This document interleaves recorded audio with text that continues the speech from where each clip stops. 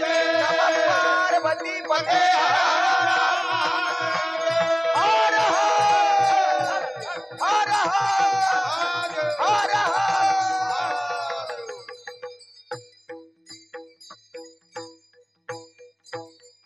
पाहता गोवडी खाये त्यांचे उष्टावणी करीते नामाचे चिंतन घडी कानोबाचे ध्यान आली धावे डाई धावे वळत्या मागे गाई करीते नामाचे चिंतन घडी कान्होबाचे ध्यान एके ठाई काला तुका म्हणे भाविकाला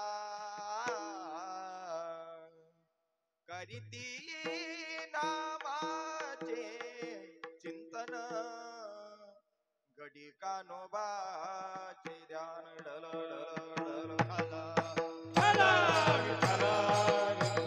वक्रतुंड महाकाय सूर्यकोटी समप्रभ निर्विघ्नं कुरु मे देव सर्व कार्येषु सर्वदा ओम सर्व मंगल मांगल्ये शिवे सर्वार्थ साधिके शरण्ये त्र्यंबके गौरी नारायणी नमोस्तुते हे दुख भंजन मारुति नंदन सुन लो मेरी पुकार पवन सुत विनती वारंवार पवन सुत विनती वारंवार हे दुःखहरण मारुति नंदन हे दुःखहरण मारुति नंदन लो मेरी पुकार पवन सुत विनती वारंवार पवन सुत विनती वारंवार जोडून या कर चरणी ठेवितो माता पंचावी विनंती माझी पंढरी नाथा जोडून या ठेवितो माता पंचावी विनंती माझी पंढरी नाथा पाहता गोवडी खाये त्यांची उष्टावळी करीती नामाचे चिंतन घडी कान्होबाचे ध्यान प्रस्तुत प्राप्तस्थळी प्राप्त प्रसंगी चिंतन रूपी सेवेकरता निवडलेला अभंग वारकरी संप्रदायाच्या कलशस्थानी विराजमान असणारे तथा हिंदवी स्वराज्याचे संस्थापक छत्रपती शिवाजी महाराज यांचे आद्य गुरु श्री संत आणि श्रीमंत असलेले जगद्गुरु तुकाराम महाराज यांचा हा अभंग असून अभंग 4 चरणाचा आहे आणि प्रतिपादित अभंगाच्या माध्यमातून संत श्रेष्ठ श्री तुकाराम महाराज एका विशिष्ट जातीचा उल्लेख करतात आणि त्या जातीसाठी जगाच्या मालकानं काय केलं त्याचा बोध या अभंगाच्या माध्यमातून करतात. काला प्रकरणातील अभंग आहे आणि हा अभंग का सेवेकरता निवडलाय कारण आजकालाच आहे म्हणून हाच अभंग घेतला पाहिजे. तुम्ही सर्व वारकरी मंडळी आहात, बहुश्रुत आहेत, तुम्हा सर्वांना ते सगळं माहिती आहे. आपल्या या पवित्र विदर्भ पंढरीमध्ये श्री क्षेत्र शेगाव नगरीमध्ये आयोजित हा अखंड हरिनाम सप्ताह आणि त्या सप्ताहाच्या औचित्याने काल्याच्या अनुषंगाने ही माझ्याकडे योगायोग आलेली सेवा आमच्या महाराजांनी काल कीर्तन ऐकलं आणि म्हटले महाराज काला तुमको ही करना है आपका आदेश है तो हम क्या कुछ भी कर सकते हैं. हरिनाम का ही तो आदेश दे रहे हैं ना, दूसरा क्या बता रहे हैं. हरिनाम करने के लिए बोल रहे तो आप बोलेंगे हम करने के लिए तैयार है क्योंकि इस देश की रक्षा के लिए सर पे सर कटाने वाले जवान भी इस देश की रक्षा के लिए कुछ कर रहे हैं तो आपके आदेश के लिए हम भी कुछ करने आए. तलवारों पे शीश वार दिए अंगारों पे जिस्म जले तब जाके हमने सिर पे केसरी रंग पाया है. तेरी मिट्टी में दिल जावा गुल बन के मैं खिल जावा इतनी सी है दिल की आरज़ू तेरी नदियों में बह जावा तेरे खेत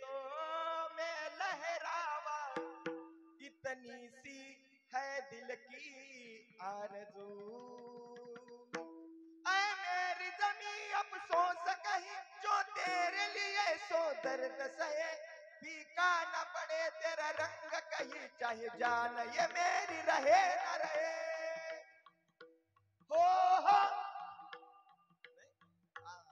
बैल बैलों के गले में जब घुंघरू जीवन का राग सुनाते हैं। ऐका, या पवित्र पावन दरबारामध्ये आणि पावसाच्या वर्षावामध्ये हे आयोजित कीर्तन आहे आणि या देशासाठी जर लाखो जण आपलं लाखो तरुण आपला जीव बलिदान करत असतील तर माझ्यासारख्या एखाद्या तरुणानं हे पीक भक्तीचं पीक जर बहरायचं असेल तर आपण वेळेवर दिलेल्या आदेशालाच पालन केलंच पाहिजे. आमच्या दादांनी सांगितलं महाराज कीर्तन करायचं, म्हटलं झालंच समजून समजा. मर्यादित वेळेत कीर्तन सेवा आपल्याला समारोप करायची आहे, कारण आता आपली सर्वांची अशी बसती तुम्हाला घरी जाता येत नाही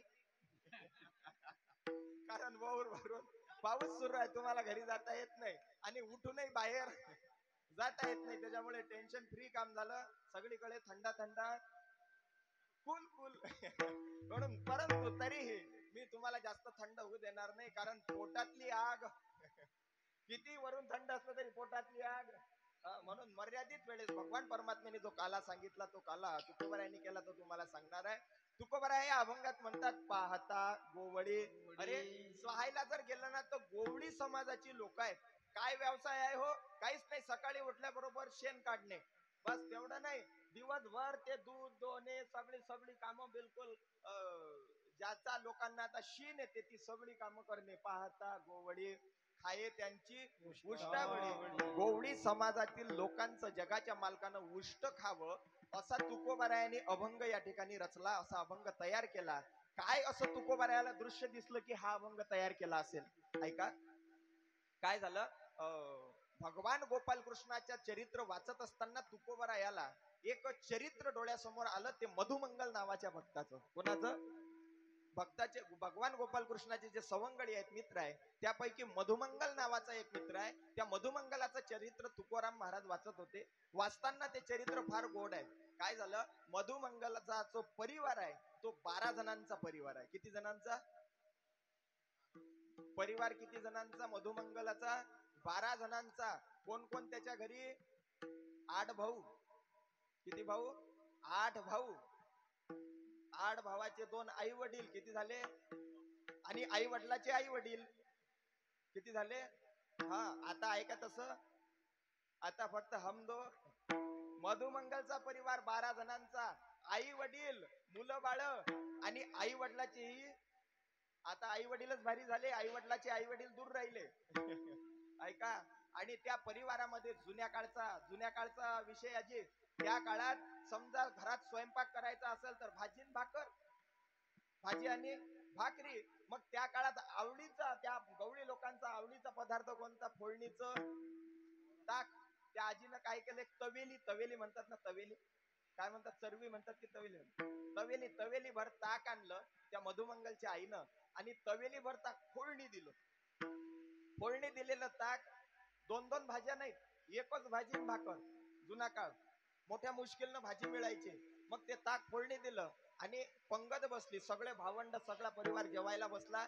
मधुमंगलच्या आईनं अर्धी भाकर सर्व मुलांना वाढली आणि अर्धी वाटी ताक दिलं. किती? अर्धी वाटी ताक दिलं. सगळे भावंड, सगळे पोरं जेवायला बसले. आणि हा जो मधुमंगल होता ना, याचं देवावर सगळ्यात जास्त प्रेम, फार मधुमंगलचं देवावर प्रेम. आणि काय झालं, मधुमंगलला माहिती होतं की जर समजा कढीमध्ये किंवा फोडणीच्या ताकामध्ये कढीपत्ता जर टाकला तर माझ्या कन्हैयाला फार आवडते. आणि आईनं आज त्याच्या आवडीची भाजी केली, म्हणजे फोडणीचं ताक केलं. म्हणून त्या मधुमंगलानं काय केलं, हे ताक देवाला न्यायचं. पण न्यायचं तरी कसं? बाहेर असाच पाऊस सुरू होता कसं न्यावं? आईचं लक्ष होतं. आईला माहिती होतं की हा मधुमंगल देवाला दिल्याशिवाय राहणार नाही. म्हणून आई म्हणत होती, अरे त्याच्या घरी दया दुधाचे सागर आहेत, मोठमोठे माठ आहेत, त्याला कशाला घेऊन जातं, हे तू इथं संपून टाक. सर्व पोरांना धाक देत होती, भाकरही संपा आणि ताकही संपा. त्या मधुमंगलानं तर राजा देवावर एवढं प्रेम होतं, त्यानं भाकर कोरडी खाऊन घेतली आणि ताक तसंच राहू दिलं. आणि आईला असं वाटलं याच्या ताटातली भाकर संपली म्हणजे भाजी ही संपली. त्यानं पाणी पिऊन घेतलं आणि ते जे कढी होती ना अर्धी वाटी, ते तोंडात घेतली. तोंडात भरून ठेवली. बाहेर निघाला, पावसात रिमझिम पाऊस पडत होता, उड्या मारायला लागला आणि उड्या मारता मारता कन्हैयाच्या दारात गेला. आईला चाट देण्याची पद्धत आहे बरं ही. मधुमंगलानं आईला बरोबर चाट दिली आणि मधुमंगल कन्हैयाच्या दारात गेला. भगवान परमात्म्याचं द्वार लागलेलं होतं. त्यानं पहिले साखळी वाजवली, दार काही कोणी उघडत नव्हतं. म्हणून आता आवाज द्यायचा. आवाज कसा देईल? तोंडात काय आवाज देता येत नाही म्हणून मधुमंगल आवाज द्यायला लागला. मधुमंगल आवाज देतोय पण आई काही दार उघडत नाही. तेवढ्यात कन्हैयाला असं वाटलं की आपल्या गावामध्ये असं जनावर आवाज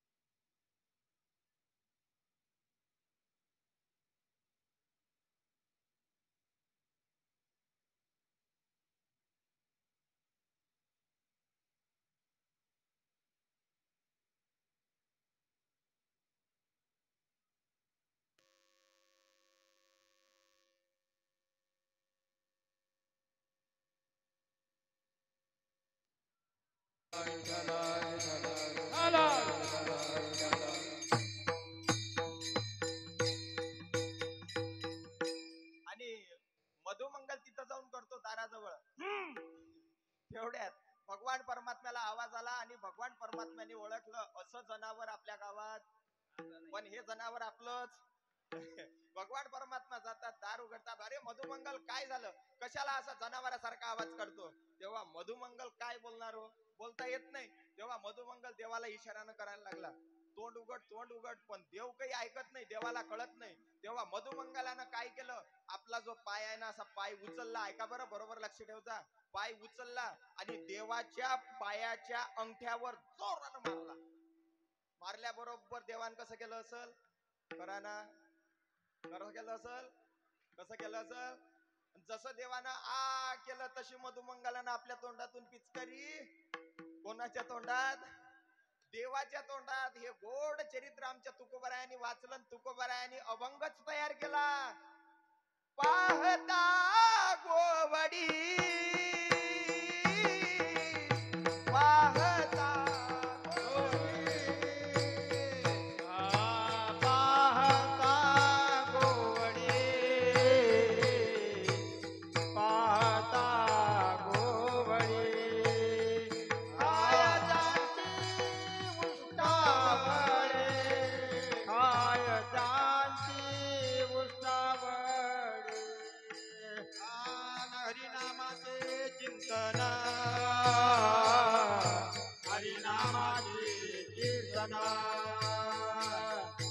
हरिनामाचे कीर्तन, हरिनामाचे कीर्तन.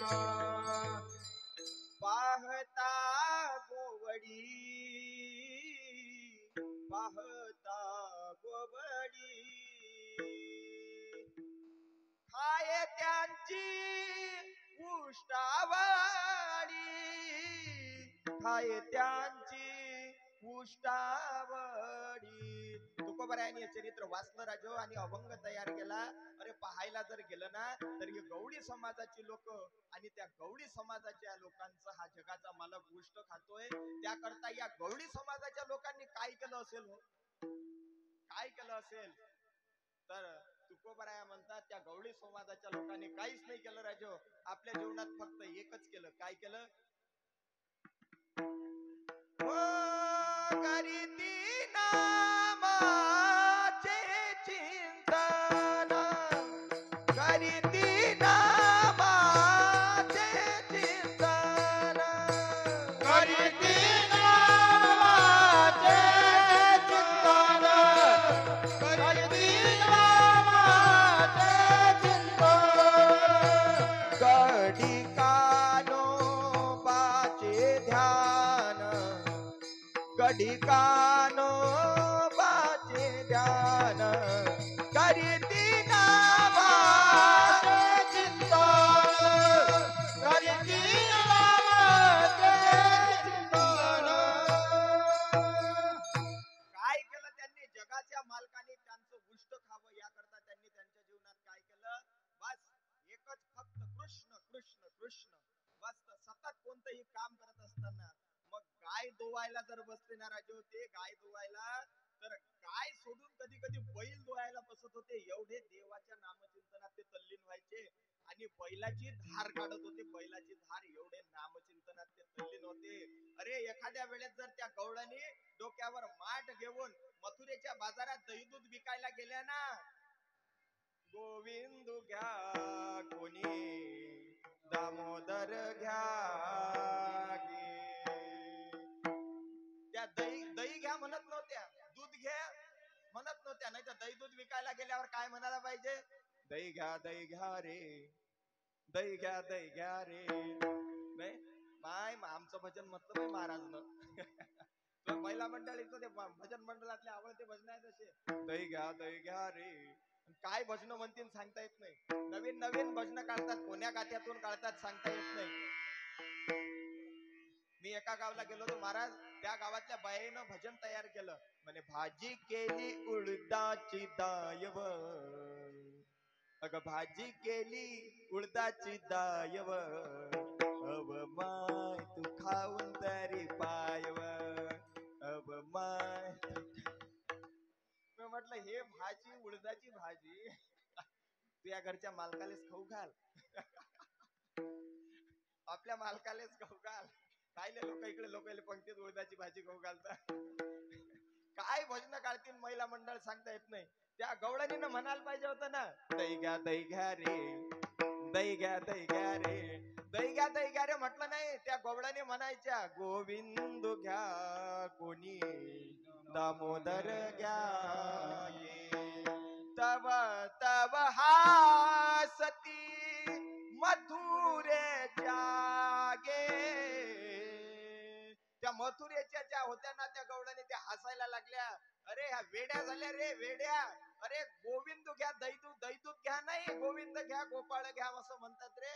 आणि त्यावेळेस ती गवळण उभी राहून म्हणाली, अगं आम्ही वेड्या झालो नाही, भुलविले वेणुनादे. अरे भुलली मी त्याच्या नामस्मरणामध्ये, भुलल्या आम्ही त्या भुलल्या. आणि त्या म्हणायला लागली, ती गवळण म्हणायला लागली, अगं काय सांगू तुला, मैं तो सुध बुध खोई तेरे प्यार में, सब कुछ भूल गई तेरे संसार में, जोत जगा दे प्रीत लगा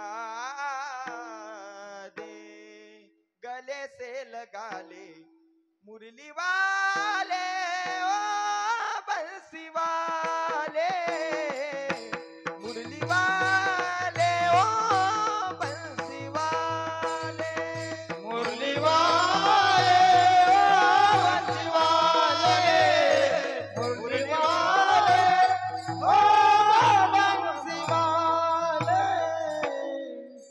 अरे एवढ्या त्या भगवान परमात्म्याच्या नामचिंतनात तल्लीन झाले होते. जर म्हैस दोयाला बसले, गाय दोयाला बसले, तर देवाचं नाव कोणतंही कार्य करत असताना कृष्ण माझी माता, कृष्ण माझा पिता,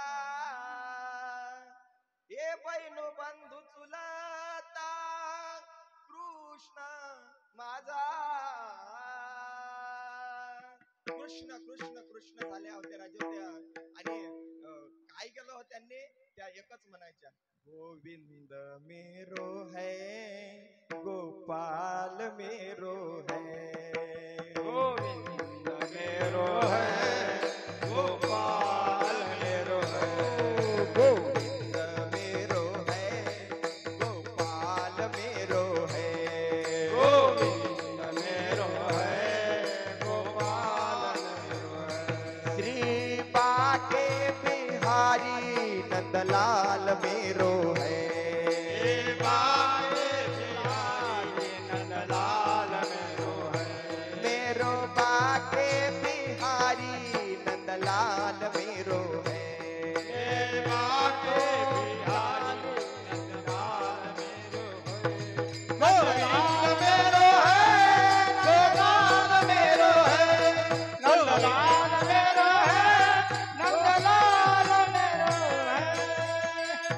श्री कृष्ण कन्हैया लाल की काय म्हणायच्या त्या गवळणी? गवळणी काय म्हणायच्या? तुम्ही कोण आहात? तुम्ही कोण आहात?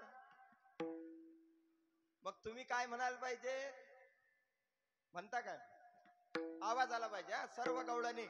गोविंद मेरो है, गोपाल मेरो है.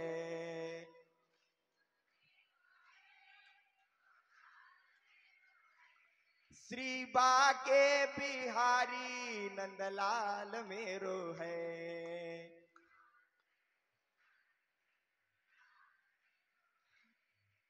थांबा थांबा, पुढच्या इलेच समजलं फक्त, मागची मंडळी बालकनी.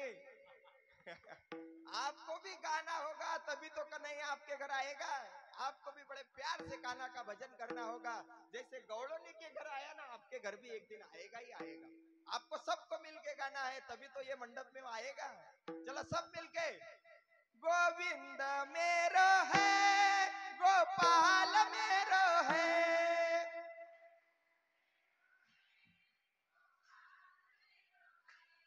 गोविंद मेरो है, गोपाल मेरो है.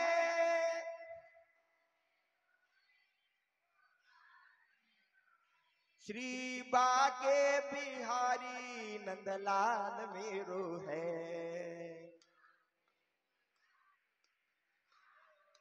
हो बाके बिहारी नंदलाल मेरो है.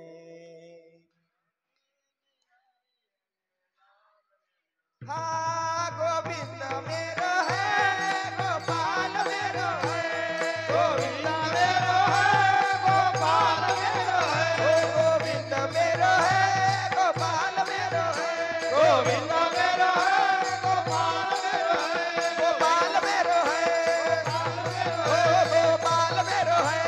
गोपाल मेरो है. बोल कृष्ण कन्हैया लाल की. कृष्ण कन्हैया लाल की. श्री बाके बिहारी नंदलाल मेरो है. अरे तुम्ही कोण्या समाजाचे आहात, कोण्या धर्माचे आहात, कोण्या जातीचे आहात, देव हे पाहत नाही. देव पाहते फक्त तुमचा भाव किती शुद्ध आहे, तुमचा उद्योग काय आहे. अरे एक उदाहरण पहा राजो. श्री संत गजानन महाराजांच्या दरबारामध्ये जे सेवाधारी असतात, जे सेवाधारी गट आहेत, कोणी 1.5 लाख रुपये महिन्याचा आहे, तर कोणाच्या घरी उद्या संध्याकाळची भाकरीची सोय लागत नाही, मजुरीवर पोट भरते, असाही माणूस तिथं सेवा देते. परंतु उद्योगपती आहेत काही काही लोक, उद्योग आहेत त्यांचे, उद्योग सोडून देतात तरी 5 दिवस 10 दिवस आपले सेवेसाठी काढतात. पहा तुम्ही ते लोक. आणि त्या लोकांना पाहिल्यावर आपलीच या वारकऱ्यांची सेवा करत असताना त्यांच्या चेहऱ्यावरचा आनंदाचं रेडिंग मोजा. फेस रेडिंग म्हणतात त्याला. त्यांच्या चेहऱ्यावरचं ते रेडिंग मोजा. असं वाटत नाही की यांच्या जीवनात दुःख आहे म्हणून, घरदार सोडून आलेत म्हणून. पण कशासाठी? गण गण गणात बोते, ए गण गण गणात बोते. गण गण गणात बोते म्हणून लावा अंगारा. सामर्थ्याने गजाननाच्या, सामर्थ्याने गजाननाच्या संकट जाय मागारा.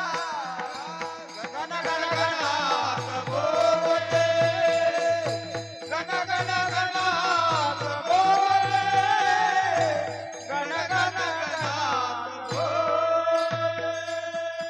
बोला श्री संत गजानन महाराज की जय. ऐका, त्या प्रत्येक सेवाधाऱ्याच्या घरी गजानन महाराज गेल्याशिवाय राहत नाही. तुम्ही इकडे सेवा करा, तो तिकडे तुमच्या परिवारावर लक्ष दिल्याशिवाय राहत नाही. तुम्ही कोण्या जातीत जन्माला आले, कोण्या धर्मात जन्माला आले, कोण्या गावात जन्माला आले, ते महत्वाचं नाही. तुका म्हणे एक भावची कारण. तुमचा भाव शुद्ध पाहिजे राजो. आणि गवळणी जरी हात त्यांचे शनानं भरत होते, शनानं क्षण समजते ना, गवळणीचे हात शनानं भरत होते. अंगा ज्याच्या घरी दुधाचा हे आहे ना, त्याच्या घरी माश्या त्याच्या घरी जास्तीत जास्त माश्या असतात. अरे परंतु ऐका, ज्याच्या घरी माश्या जास्त आहे, त्याच्या घरी घाण आहे, त्याच्या तुमच्या घरचं उष्ट जगाच्या मालकानं खावं, जगाच्या मालकानं खावं. अरे ते बाह्य रंगानं जरी घाण होते तरी अंतरंगानं शुद्ध होते. मला सांगा, तुम्ही महिला मंडळी चहा करताना, चहा, पुरुष मंडळी चहा, चहा करण्यासाठी भांड आतून स्वच्छ पाहिजे की बाहेरून? आतून. पुरुष मंडळीच सांगून राहिले म्हणजे घरी चहा पुरुष मंडळीच करतात वाटते. तुम्ही करत नाही का घरी चहा? नाही, नका करू. ऐका, भांड आतून स्वच्छ पाहिजे की बाहेरून? आतून स्वच्छ पाहिजे राजो. आणि आतली स्वच्छता जर लागत असेल तर त्याच्याकरता कीर्तन, भागवत, नामस्मरण याच्याशिवाय पर्याय नाही. हे आतली स्वच्छतेचं साधन आहे.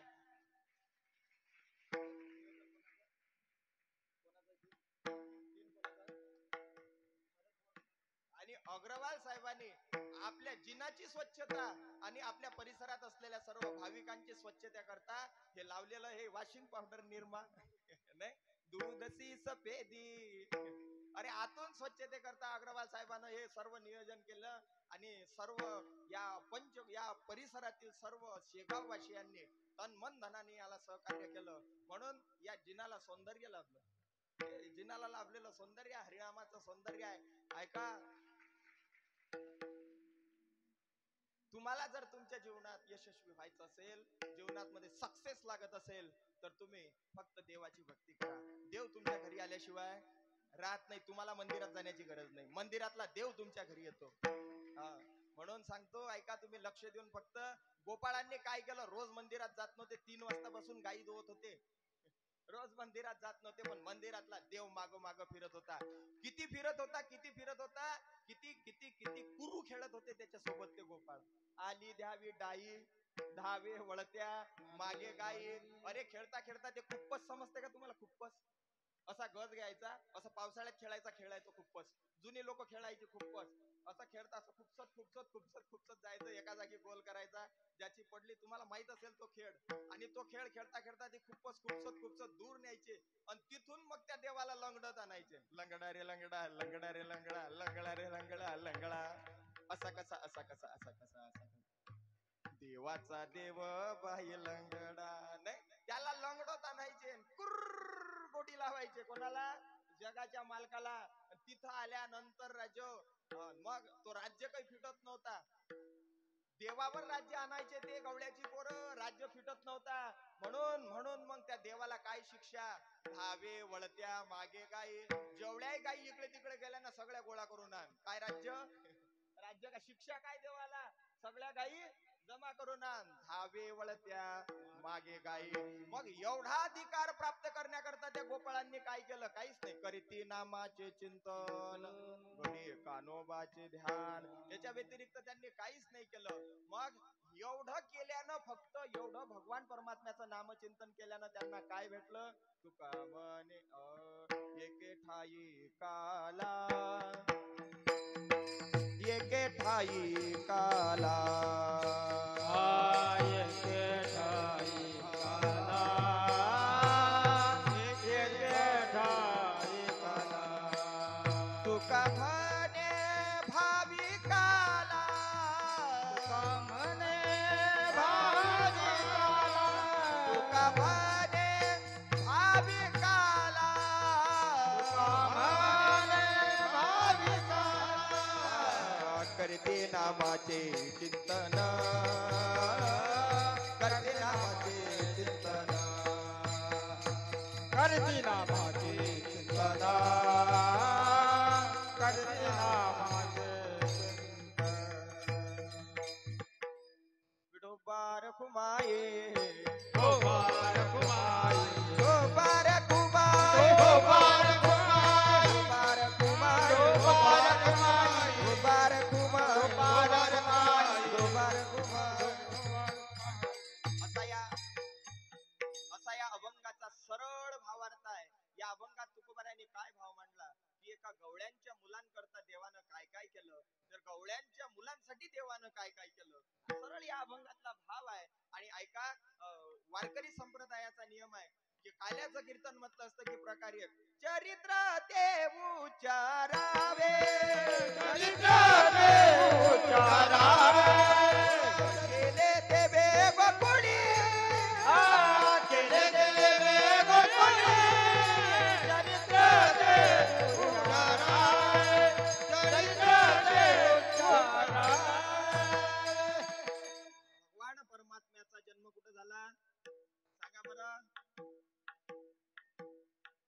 लेडी हार्डिंग कुठं झाला?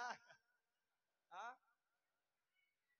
धर्मशाळेत, प्रयोगशाळेत, प्रयोगशाळेत कुठं झाला? जैलात, कारागृहात जन्म झाला. म्हणून ज्याला असं वाटत असेल हो आमचा जन्म इथं झाला तिथं झाला, काही महिला मंडळ म्हणतात महापुराच्या वेळेस तर माझी सासू अजिबात आली नव्हती, त्यांनी अजिबात राग भरायचं नाही, कारण ज्या वेळेस जगाच्या मालकाचा जन्म झाला ना त्यावेळेस राजो कोणीच नव्हतं ना. हे चरित्र का सांगावं लागते, काल्याचं चरित्र का सांगावं लागते राजो, त्याच्या मागचं कारण आहे, कारण ते चरित्र आपल्याला जगण्याची शक्ती देते. जिसका कोई नहीं होता उसका बस. अरे त्याचं कोणी, त्याच्या कामात कोणी पडलं नाही, त्याच्या आईच्या कामात कोणी पडलं नाही, तुम्ही आम्ही कशाला अपेक्षा ठेवता सासू पळीन आजच सासू पळीन ते पळीन मावशी पळीन? नाही नाही नाही नाही, तुझं मोक लिहिलंय, तुला सांभाळणारा तो आहे ना तो, म्हणून टेन्शन अजिबात घ्यायचं. बस एक तू ही निरंकार, तो तुम्हाला सांभाळल्याशिवाय राहत नाही. ऐका, आणि जैलात जन्म झाल्यानंतर घाई घाई न टाइम बरोबर पाहून चरित्र ते उच्चारावे विस्तारावे, म्हणजे आखुळे घेता येते लंबाई. ते कीर्तनकाराला तुकाराम महाराजांना तेवढी बंदीक दिली, उच्चारावे किंवा विस्तारावे, शॉर्टकट मारण्याचा अधिकार दिला, विस्तारावे नाही. म्हणून ऐका काय झालं, भगवान परमात्म्याचा जन्म झाला, आणि जन्म झाल्यानंतर भगवान परमात्म्याला कायच्यात ठेवलं? आईस पेटीमध्ये. कशात ठेवलं? टोपलीत ठेवलं. टोपली कशाची होती? कायची होती? स्टील, लोखंड, प्लास्टिक, कमतीची होती. पण तुमचं उत्तर चुकलं, द्या 2-2 लाख. ऐका, ती टोपली राजो जगाचा मालक टोपलीत बशील कसा? ती टोपली भावानं विणलेली होती, ती टोपली भावानं विणलेली होती, म्हणून तो त्याच्यात बसला, नाही तर तो बसणार तरी आहे काय? तो बसणार नाही ना. तुमचं जर प्रेम अंतकरणातलं शुद्ध असेल ना, तो तुमच्या हृदयातही बसते हो, तो तुमच्या टोपलीतही बसते. म्हणून त्याला टोपली कोणती पाहिजे? भावानं विणलेली टोपली पाहिजे, भावनेनं विणलेली टोपली पाहिजे, प्रेमानं विणलेली टोपली पाहिजे. ते स्टीलची नाही पाहिजे, तांब्याची नाही पाहिजे, पितळची नाही पाहिजे, परडी नाही, काहीच नाही. त्याला पाहिजे फक्त प्रेमानं विणलेली परडी. आणि त्यात तो बसला, आणि वासुदेवजीनं त्याला कशावर घेतलं? कमरीवर, खांद्यावर, पाठीवर, कुठं घेतलं? डोक्यावर घेतलं. आणि मग वासुदेवजी त्याला घेऊन निघाले कुठं? नंदाच्या घराला, मज नेईल गोकुळाला. बारकावा मला एक सांगायचा आहे, बारकावा काय झालं त्यावेळेसला? पाऊस पडत होता. असं म्हणतात, मंद मंद पडे पाऊस, मंद मंद पडे पाऊस. मंद मंद म्हणजे असा बारीक बारीक रिमझिम. ते माहित आहे तुम्हाला, ते नवीन प्रमाण तुमच्या सर्वांच्या पाठातलं आहे. रिमझिम पाऊस पडे सारखा, यमुनेलाई पूर चढे, पाणीच पाणीच होकडे ग बाई बाई. कुणीकडे गेला, कुणीकडे गेला? नाही, ऐका महत्वाचा त्याच्यातला बारकावा ऐका तुम्ही. हळूहळू बारीक बारीक पावसात यमुनेला पूर याचं काय काम आहे? मंद मंद पावसात यमुनेला पूर याचं काय काम आहे? पूर, नदीला पूर येण्याकरता पाऊस कसा पाहिजे? धो धो पाऊस. टिनात पावनी नाही मावलं पाहिजे, त्यावेळेस नदीला पूर येते. म्हणजे रिमझिम पाण्यात पाऊस आला कसा, त्यामधलं लक्षण समजून घ्या.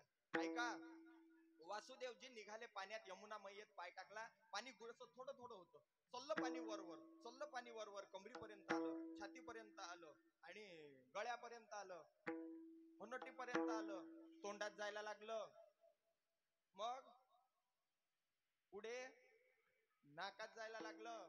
ऐका, देवानं कमरीपर्यंत पाणी येईपर्यंत पाय बाहेर काढला, छातीपर्यंत येईपर्यंत पाय बाहेर काढला, तोंडात पाणी जाईपर्यंत पाय बाहेर काढला, नाकात पाणी जायला लागलं, मग देवान पाय बाहेर काढला.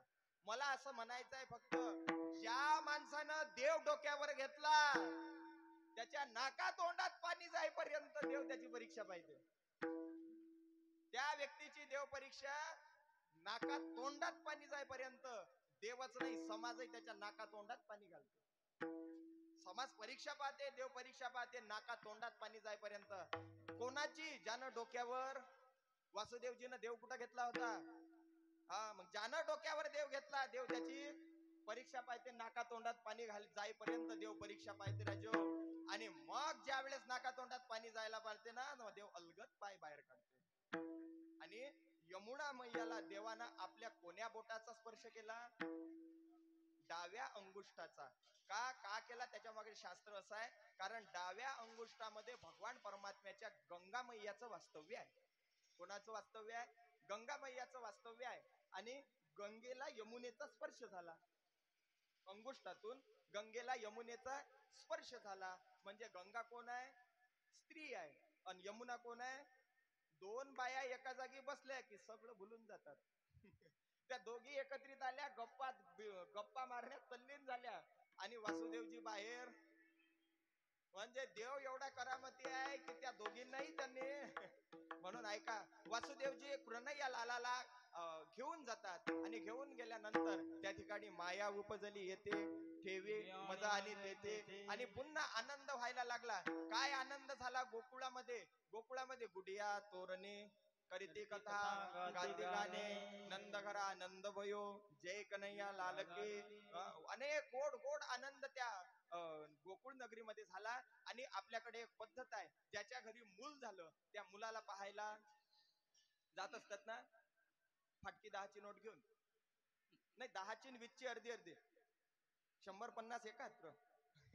नाही, त्यावेळेच्या काळात अशी पद्धत होती. नंदजीला पोरगा झाला, सकाळी दार उघडणार होतं देवाच्या दर्शनाकरता. सगळ्या गवळणी जायला लागल्या. आणि गावातली सगळ्यात श्रीमंत गवळण होती, तिनं मुठभर सोनं घेतलं हातात. काय घेतलं? सोनं. आणि दारावर अशी उभी राहिली. तिच्या मागं 2 नंबर श्रीमंत, 3 नंबर श्रीमंत, अशी लांब लचक लाईन लागली. पहिली गवळण आतमध्ये गेली. त्यानं कृष्ण कन्हैयाला त्या गवळणीनं पाहिलं. त्याच्या चेहऱ्यावरून ते मुठभर सोनं फिरवलं, सोनं तिथं टाकलं, बाहेर आली. आणि बाहेर आल्यानंतर उड्या मारायला लागली. सगळे विचारायला लागले, अगं का उड्या मारतेस, का उड्या मारतेस? सांग ना, तू त्याला पाहिलं का? कसा दिसते, कसा दिसते? ती सांगायला लागली, अगं काय सांगू, अगं मी बाहेर आले पण माझं मन तिथंच राहिलं. मी बाहेर आले, मन तिथंच राहिलं. अगं एवढा तो सुंदर दिसते, तुला काय सांगू, मन मोहिले रे, मन मोहिले. माझं मन तिथंच राहिलं. दुसरी गवळण गेली, तिनं तो पाहिला, मुठभर चांदी फिरवली, बाहेर आली. बाकीच्या गवळणी विचारायला लागल्या, अगं 2 वाजतायत, 1:15 वाजला, महाराज काही कीर्तन सोडून नाही राहिला. नाही, किती कसा दिसते?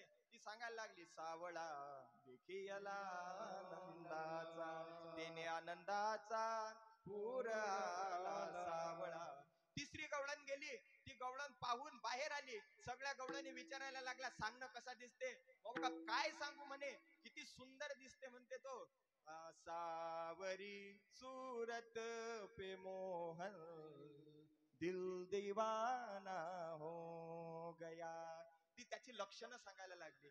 एक तो तेरे नैन तिरछे, दूसरा काजल लगा, तीसरा तेरा नजरे मिलाना, दिल दीवाना हो गया. एक तो तेरे होठ पतले, दूसरा लाली लगी, तीसरा तेरा मुस्कुराना, दिल दीवाना हो गया. सावरी सूरत पे मोहर, दिल दीवाना हो गया. सूरत दिल दीवाना हो. सावरी सूरत पे मोहर, दिल दीवाना हो गया. सावरी सूरत मोहन, दिल दीवाना हो. गोपाल कृष्ण भगवान भगवान की जय. जिसकी सूरत के लिए आपका भी दिल दीवाना हो चुका है, वो कन्हैया अपने दरबार में आ चुके हैं.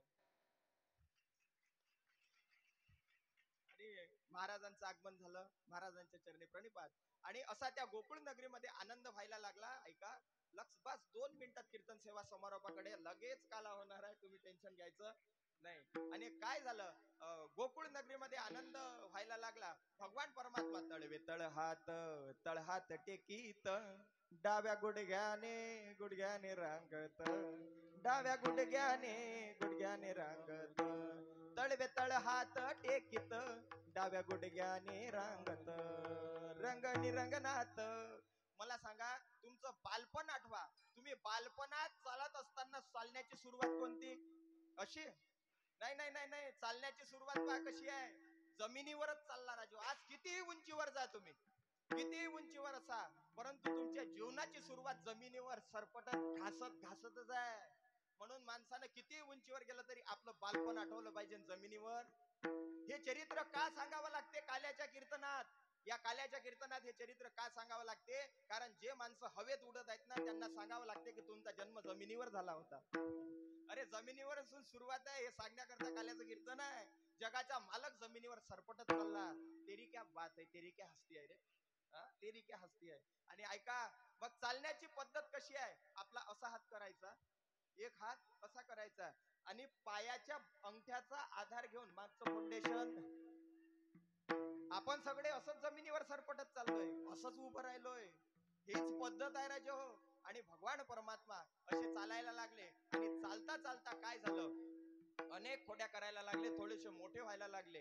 आणि सगळे म्हणायला लागले, खोड्या नको करू माझे बाबा, हो खोड्या नको करू माझे बाबा.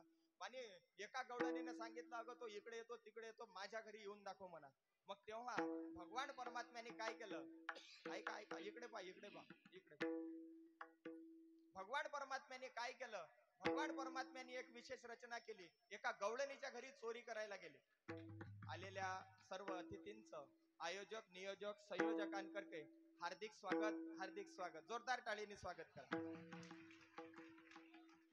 कृपया शांतता ठेवा. 2 मिनिटात कीर्तन सेवा काल्याकडे जाणार आहे. ऐका, भगवान परमात्म्याने एकदा एका गवळणीच्या घरी गेले. आणि गेल्याबरोबर भगवान परमात्म्याने काय केलं? ती गवळण झोपलेली होती. काय केलेली होती? झोपलेली होती. आणि भगवान परमात्मा त्या ठिकाणी गेले. ऐका, इकडे लक्ष द्या महिला मंडळी, इकडे लक्ष द्या. भगवान परमात्मा त्या ठिकाणी गेले. त्या गवळणीने सांगितलं होतं माझ्या घरी फक्त एकदा येऊन दाखव. भगवान परमात्मा तिच्या घरी गेले. त्यांनी त्या ठिकाणी दहीहंडी केली. ती आताच होऊन गेली. दहीहंडी आपल्या हिंदू संस्कृतीचं प्रतीक आहे. त्यांनी अशी दहीहंडी केली. खाली एक थर, दुसरा थर, तिसरा थर, चौथा थर, सर्वात वर एक जण, एक गडी. त्यानं वरचं अमृत काढून आणायचं, त्यानं वरचं तूप काढून आणायचं, लोणी काढून आणायचं. परंतु ऐका, त्या दहीहंडीची विशेषता अशी आहे, सर्व राजकीय मंडळी या ठिकाणी आहेत, प्रशासकीय अधिकारी आहेत. म्हणून ऐका, दहीहंडीचं स्वरूप कसं आहे? जे सर्वात धष्टपुष्ट आहेत ते खाली, त्याच्यापेक्षा जे साधारण आहेत ते त्याच्यावर. म्हणजे बॅलेन्स बॅलेन्स बॅलेन्स बॅलेन्स. आणि सर्वात वर एक कन्हैया, एक राजा सर्वात वर. आणि सर्वात जो वर आहे त्या वरच्यानं काय करायचं? त्याच्यातलं लोणी काढायचं, आपण आधी खाऊन घ्यायचं. दहीहंडीची पद्धत कशी आहे? लोणी काढायचं ना आपण? नाही नाही नाही, दही काढायचं, लोणी काढायचं, आणि आपला जो खाली आहे ना त्याच्या जवळ द्यायचं. त्यानं काय करायचं? ज्या खालच्या थरावाल्या जवळ आलं ना, त्यानं काय करायचं? आपण खाऊन घ्यायचं. नाही नाही, त्यानं तो गोळा आपल्या जे खाली आहेत ना त्याच्याजवळ द्यायचं, त्यानं तो त्याच्या खाली द्यायचं. आणि सर्वात जे खाली आहेत ना, ज्यांच्या खांद्यावर सर्वांचं ओझ आहे, त्या सर्वांचे खाली आहेत ना, आधी त्यांनी खायचं. जबाबदारी बघ किती आहे दहीहंडीची. आधी त्या खालच्यांनी खायचं, मग वरच्यांनी खायचं, मग वरच्यांनी, आणि सर्वात शेवटी सगळ्यात वरच्यांनी खायचंय. मला असं वाटते हे दहीहंडीचं चरित्र राजकारण्यांसाठीच आहे बहुतेक. हा विनोद नाही हा, हे सत्य आहे. आज आपल्या देशात तेच परिस्थिती चालू आहे. वरचा म्हणते बस आपलं पोट भरलं पाहिजे, खालचं काहीच. अरे खालचं आधी तंदुरुस्त झालं पाहिजे, वरचं आपोआप. हे दहीहंडीचं चरित्रातून आपल्याला शिकायला मिळते ना. मी कोणावर टीका करण्याकरता आलो नाही, पण दहीहंडीचं चरित्र सांगतो या. हे काल्याच्या प्रसंगातलं आहे. आणि पुढे काय झालं? ती गवळण आली, त्या गवळणीने काठी घेतली, हाती काठी. आता भगवान परमात्मा वर आहेत, त्या शिंक्याला धरून आहेत. या गवळणीनं आता रट्टे हाणायचे आहेत, ते दहीहंडी हे करायची आहे. मग आधी कोणाला माराल ते गवळण? वरच्याला की खालच्याला? खालच्याला मारायला सुरुवात केली. जशी खालच्याला मारायला सुरुवात केली ना, ते खालचे सगळे पळून गेले. आणि हा जगाचा मालक तसाच राहिला वर. एकटा चटकून राहिला आणि ती गवळण त्याच्याकडे पाहत होती. या भगवान परमात्म्याने काय केलं, बाजूलाच एक दुसरी घागर होती, त्या घागरीला एक अशी भुक्की मारली. त्या घागरीतून दुधाची धार लागली. ती दुधात दूध घेतलं तोंडात. आता तोंडात दूध घेतलं. भगवान परमात्म्याचे गाल, कुरळ कुरळ केस, काळे शार डोळे, तिरपे डोळे, घुंगराळे बाल, कानात कुंडल. त्या गवळण ती त्याला पाहायला लागली. आणि या परमात्म्याने काय केलं, आता स्वतःला वाचवायचं आहे ना, तोंडात असलेलं जे दूध होतं ते त्या गवळणीच्या चेहऱ्यावर, ते दूध तिच्या डोळ्यात गेलं. भगवान परमात्मा खाली आले, हात सोडले, खाली आले आणि निघून गेले. पुढचं फार गोड आहे. ती गवळण घराच्या बाहेर गेली. जुन्या काळात घराच्या बाहेर हौद होते. हौद, हौद, हौद समजते तुम्हाला? हौद आता बंद झालं ते आता सिंटेक्स पण हौद होते. ती गवळण हौदावर गेली आणि पूर्ण आपल्या डोळ्यावर पाणी मारत होती, चेहऱ्यावर पाणी मारत होती. दुसरी गवळण आली. अगं काय करतेस म्हणे. हौदभर पाणी खाली केलं. हौदभर पाणी खाली केलं. कशा करता एवढं पाणी चेहऱ्यावर मारतेस? अगं म्हणे माझ्या डोळ्यात कचरं गेलं, निघतच नाही. अगं असं कसं कचरं गेलं, एवढं हौदभर पाणी खाली झालं तरी निघत नाही? अगं पहा ना म्हणे, पहा ना माझ्या डोळ्यात, पाहते निघतच नाही. असं काय गेलं म्हणे? अगं म्हणे त्याचे कुरळ कुरळ केस, ते फुगले फुगले गाल, त्याचे ते तिरपे तिरपे डोळे, अगं ते सौंदर्य हौदभर पाणी खाली झालं, माझ्या डोळ्यातून निघत नाही. एवढं तिच्या डोळ्यात ते सौंदर्य बसलं होतं. असं गोड भगवान परमात्माचं चरित्र. भगवान परमात्मा खोड्या करायला लागले आणि शेवटी मिळवणी अवघ्या गवळणी येते नंदाच्या अंगणी. जातो आम्ही गोकुळ सोडूनी, आमच्या सुना घेऊनी, यशोदे कृष्णाला सांगावे, गोकुळी राहावे का जावे. म्हणून यशोदा मैया सांगितलं, कन्हैया आज से आप गांव में नहीं रहोगे, आपको आज से स्कूल में जाना पड़ेगा. म्हणून तिने मस्त शूज आणले, सॉक्स आणले, स्कूल बॅग आणली, टिफिन आणला. असं काहीच केलं नाही. खांद्यावर घोंगडे, हातामध्ये काठी, चारी तसे धेनू, सावळा श्रीहरी आणि छोटी छोटी गैया, छोटे छोटे ग्वाल, छोटी छोटी गैया, छोटे छोटे ग्वाल, गैया छोटे छोटे बाल, छोटी छोटी गैया छोटे छोटे बाल, ओ छोटो सो मेरो मदन गोपाल, छोटो सो मेरो मदन गोपाल, ये आगे आगे गैया पीछे पीछे ग्वाल, आगे आगे गैया बीच में मेरो मदन गोपाल, हरि बोल। छोटे छोटी गैया छोटे छोटे ग्वाल, छोटा सा मेरो मदन गोपाल, छोटे छोटे गैया छोटे छोटे बाल, मदन बोल कन्हैया लाल की जय। गोपाल कृष्ण भगवान की जय। आणि भगवान परमात्मा सगळ्या गायी घेऊन गायी चारायला गेले आणि चारता चारता अनेक खेळ खेळले. खेळ खेळायचे असतील तर आता आपल्या अंगात काही ताकद, आणि तुमची काही कालची एकादशी, आता काही खेळाची परिस्थिती नाही तर गोड खेळ होते. म्हणून आता खेळामध्ये ते यांनी सांगितलं बेलफटी घे जा म्हणे, हे टाळकरी म्हणत बेलफटी घे जा म्हणत. म्हणून आता त्या खेळासाठी बेलफटी टाकून आपण पुढचा काल्याच्या प्रसंगाकडे. भगवान परमात्म्याने सर्व गोपाळांना सांगितलं आपल्या शिदोऱ्या घेऊन या, आणि सर्वांनी आपल्या शिदोऱ्या एकत्रित केल्या. आणि काय केलं, भगवान परमात्म्याने त्या सर्व शिदोऱ्या एकत्रित केल्या. एकत्रित करून जगाच्या पाठीवर सर्व जाती धर्माला एकोप्याचा संदेश देणारा देव जर कोण असेल तर ते भगवान गोपाल कृष्ण आहे. प्रत्येक जाती धर्मातल्या उच्च नीच काही नेणे भगवंता सर्वांना एकत्रित करणारा देव जर पहिला देव कोणता असेल तर तो कन्हैया लाल आहे. त्या भगवान परमात्म्याने सर्वांना एकत्रित केलं. कोणाची शिळी भाकर, कोणाची चटणी, कोणाची पुरणाची पोळी, कोणाचा कानोला तर कोणाची करंजी, कोणाचा अनारसा. भगवान परमात्म्याने शिळ्या डाळ माळ सगळं सगळं एकत्रित केलं. आणि गरीब श्रीमंतीचा जाती भेदाचा भगवान परमात्म्याने सगळा भेद नष्ट केला. सर्वांची शिदोरी एकत्रित केली. आणि आपण जेव्हा असं सांगितलं नाही एकमुखा देवमुखी, स्वतःच्या हातानं प्रत्येक भाविकाला भगवान परमात्म्याने घास भरवला. असा भगवान परमात्म्याचा काला हा कशा करता गावागावात झाला पाहिजे. कारण या भारतात बंधू भाव नित्य वसुदे, देवरची असादे, हे सर्व पंथ संप्रदाय एक दिसू दे, मतभेद नसू दे, नांदोत सुखाने गरिबानी अमीर. या करता हा काला आहे राजो, सर्वांना एका ठिकाणी बसवण्याकरता हा काला आहे. आणि हा काला थाटामाटात प्रत्येक गावात झाला पाहिजे हे भगवान परमात्म्याचं चरित्र आपल्याला शिकवते. म्हणून तोच काला आपल्याला या शेगाव नगरीमध्ये विदर्भ पंढरीमध्ये करायचा आहे आणि मोठ्या प्रमाणे भजन करायचं आहे. कंठीधारीला कृष्ण माऊली ज्ञानराम माऊली तुकाराम ज्ञानेश्वर माऊली ज्ञानराम माऊली ज्ञानेश्वर माऊली ज्ञानराम माऊली तुकाराम गण गण गणात गण गण गणात गण गण गणात